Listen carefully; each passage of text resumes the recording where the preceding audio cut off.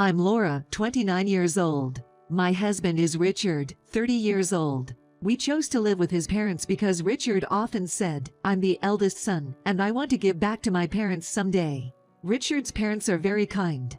They have strong, consistent values that I deeply respect. I thought to myself, if we have kids in the future, it would be beneficial for them to learn about society by being around their grandparents. So, I was in favor of living together. However, there was one catch in this perfect in-law setup. They had an unmarried daughter living at home.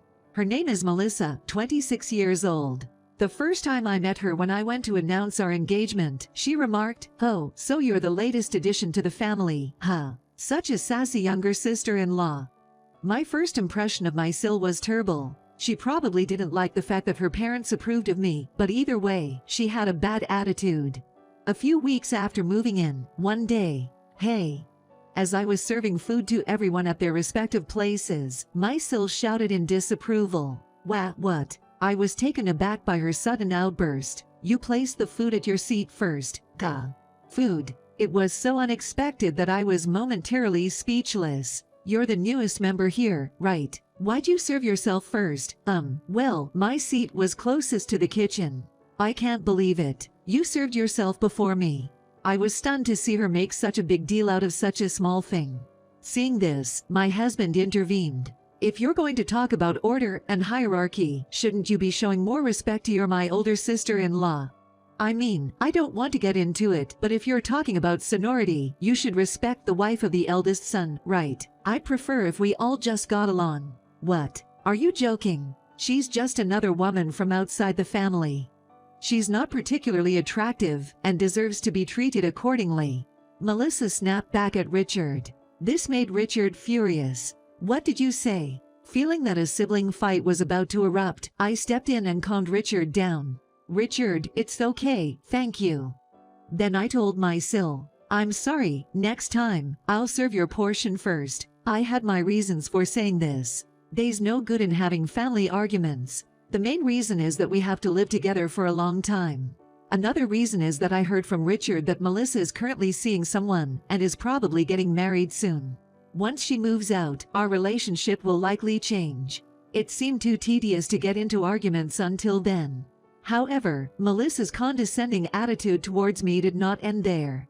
When I returned home, she'd order me, "Get me a drink." "Huh, what do you want?" I'd ask. "Just get me something," she'd retort. I'd serve her tea, only for her to start with, "I wanted coffee." "Make it again." "Well, you could have said that from the start." She'd snap back, sounding frustrated. "What? Can't you even pick up on that? That makes me concerned. You should at least know the preferences of those above you." "Do I really have to spell it out?" Then, I'd hear her say with a tisk, "Such a useless maid." Looking back, I think that was the first time she called me a maid. Her condescending attitude and treating me like hired help only increased from there. However, I had a hunch that she wouldn't act out when her father and mother were around. She probably felt guilty, knowing she'd get scolded. I considered talking to her parents about it, but I felt they probably wouldn't want to hear anything negative about their own daughter. To avoid any unjust treatment, I naturally tried to be around when her parents were present. Then, one night, it happened. Past midnight, she came home completely drunk. By then, her parents had long gone to bed. I had already been asleep too, but she woke me up, complaining, "Why are you in bed before me?" More than the rude awakening, I was worried as she was stumbling drunk and could get hurt. So, I half carried her to the living room. Collapsing onto the sofa, she slurred, "Today, I quit my job. It was my farewell party." "I see, I'm sure everyone will miss you at work." "Well, I guess I'll be going now," I started to say, but she continued. "And he graduated from New York University. Impressive, right? And he works for this major bank. Sorry if these details sound cliché. He wants to be with me so much that he asked me to quit my job. I'm gonna be a full-time housewife when we marry, but it's different from your situation. Just the two of us. Not depending on my parents and cutting corners in life for a child we're not sure when will come. Unlike your bland mushroom soup, which sounds like food for the po, we can afford to order food from any restaurant on Uber Eats every day. That's the difference between us. I'm not like you, plain-faced maid. Hey, get me some water, maid. Maid. You woke me up in the middle of the night to say that, I muttered under my breath. Seems my annoyance showed on my face. When my sister-in-law, probably emboldened by a few drinks, fixed me with a sharp glare. She stared me down with those eyes. What's with that look? Are you defying me? 'Cause you are just a maid, right? Living off my parents. It's only fitting to call you that. Ahahaga. Maid, maid. She kept repeating the word maid with drunken laughter. I wanted to splash the glass of water on her face, but I held back. I was proud of myself. For my unborn baby to learn about social manners. Because my husband wants to take care of his parents. They're good people, and I wanted to help too. That's why I chose to live together. And yet, to be looked down upon as a maid. I started cleaning to distract myself, but the frustration lingered. I sighed, gripping the vacuum tighter. As I began to clean around the computer. What's this? It looked like my sister-in-law was making wedding invitations, as there was a test print on the table.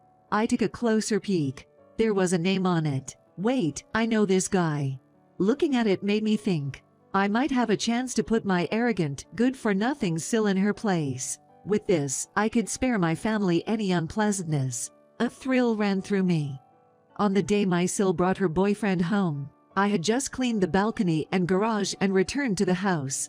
Just as I got back inside, my Sil, in a huff, came into the kitchen. Hey. Took you long enough.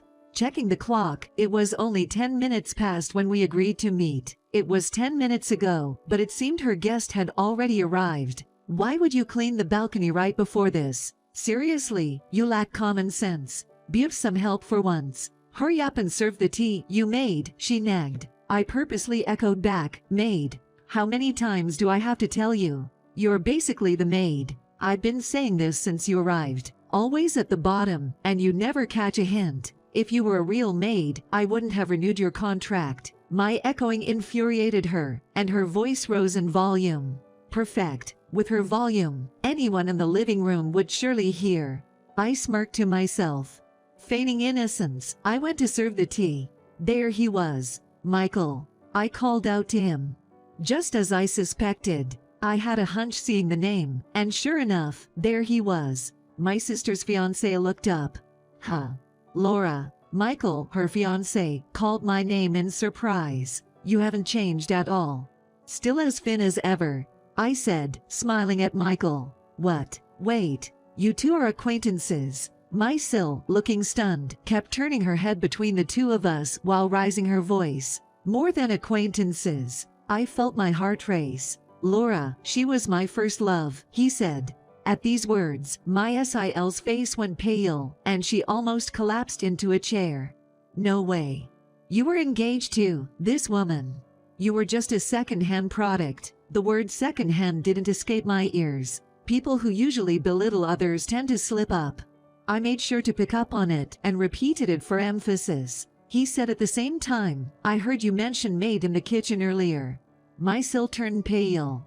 No, that's not. What's not? What's different? Now's the time to push on once she was off guard. My sister-in-law, flustered, started to fib. Well, it was just a joke between us, right? You know how we joke around.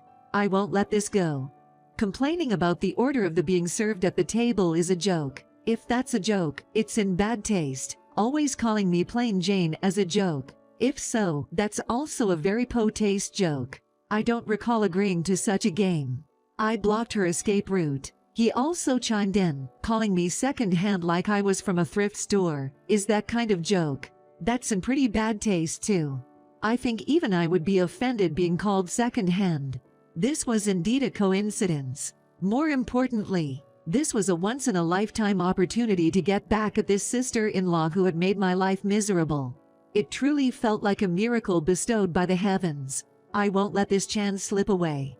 So, shall we share some memories of being called second-hand and maid? I approached my sister-in-law. Slowly, making her feel the pressure. Laura, he began as he settled back into the couch. As I placed down the tea, he said, thank you. I met Laura in high school. I was on the basketball team, and she was the captain of the girls' basketball team. She would often encourage me when I was in a slump. She told me that recognizing what's wrong in a slump is halfway to solving it. Then, it's all about improvement. She always had positive words for me, even praising the little things like the trajectory of my shots. I'll always remember her saying, "Life isn't a tournament where defeat ends at all, but a league where you alternate between wins and losses." Even a sports drink she'd occasionally give me, asking "you okay," meant the world to me. I confess I had a small crush on her, and even asked her out. Well, it didn't work out. Laura was quite popular. He chuckled. Now I'm being called a plain Jane and a maid. I seized the moment. Hearing that was a shock to me. Being compared to a second-hand product hurt too. He said expressionlessly. He continued. After I asked Laura out in the summer and got rejected, she still gave me drinks and treated me the same. I guess Laura was being considerate. So, my first love was a bit bitter but mostly sweet. Then he looked straight at my sister-in-law. Calling Laura maid and me second-hand, I now understand the kind of person you are. I can't see us continuing this relationship. My Sil was now ghostly pale. She began to sob to him about her circumstances.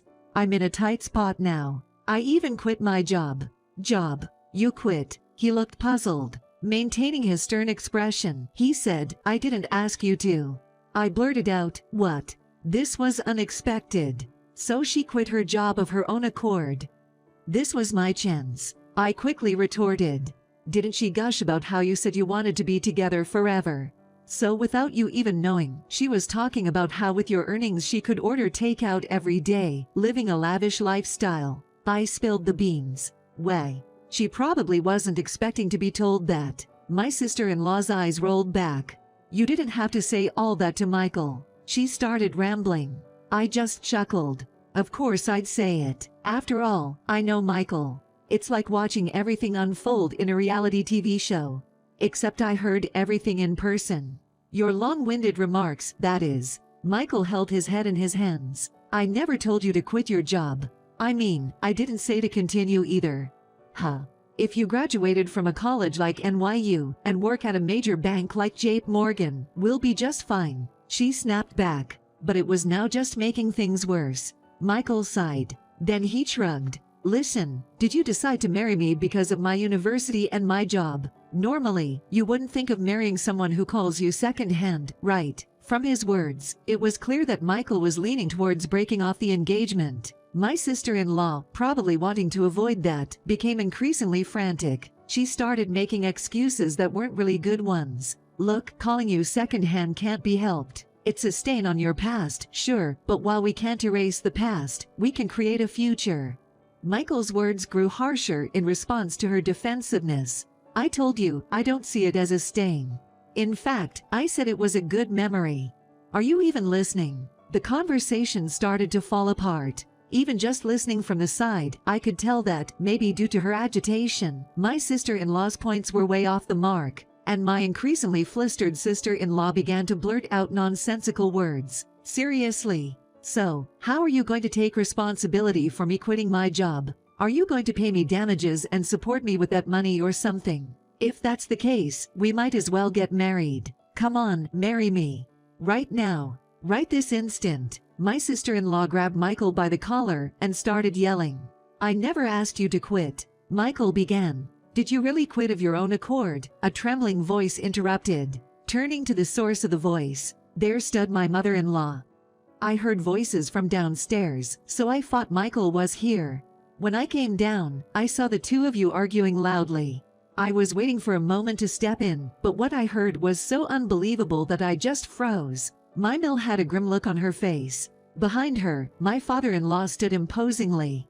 And even further behind, my husband was trembling. I really am sorry for what happened, Michael, my Phil said. My apologies to Michael too, but the one who's really been wronged is Laura. My Mill was on the verge of tears. Why did you hurl such harsh words like maid at Laura, who's always been so kind to us? She did everything out of goodwill, and you belittled her.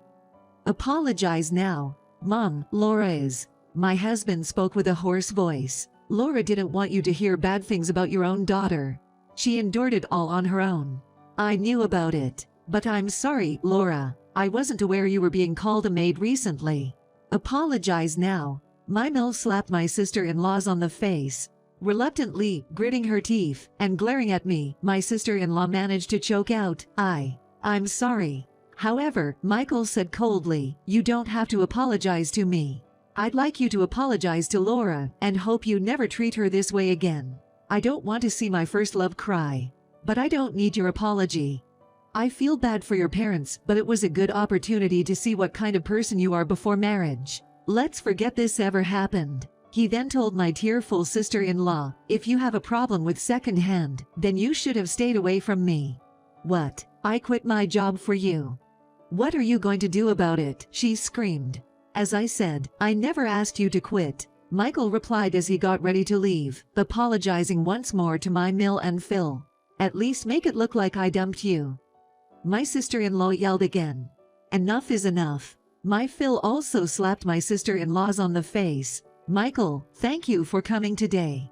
I hope you'll find a wonderful person next time, he said, gently patting Michael's shoulder. After that, my sister-in-law was kicked out of the house. Laura, I'm so sorry for everything, my Mill said, apologizing even though she hadn't done anything wrong. We truly appreciate everything you've done for us. I married into this family because I really like you and father. I want to be with you always. Forever, I said, holding my Mill's hand. My in-laws disowned my sister-in-law, vowing not to let her near me again. Months later, my sister-in-law sent an email to my husband asking for financial help, saying I can't find a job and can't pay my rent, but my husband blocked her in front of me. Several years later, I heard Michael got married. We started to keep in touch again ever since the incident with my sister-in-law. He had told us he married a co-worker. By then, I had given birth to our first child. When we have our own kids, I'd like parenting advice from you, Michael said. Yay, our child is so lucky to have grandparents who adore her, I replied. We want our child to be loved and to know love. We named our child Amy, which means beloved.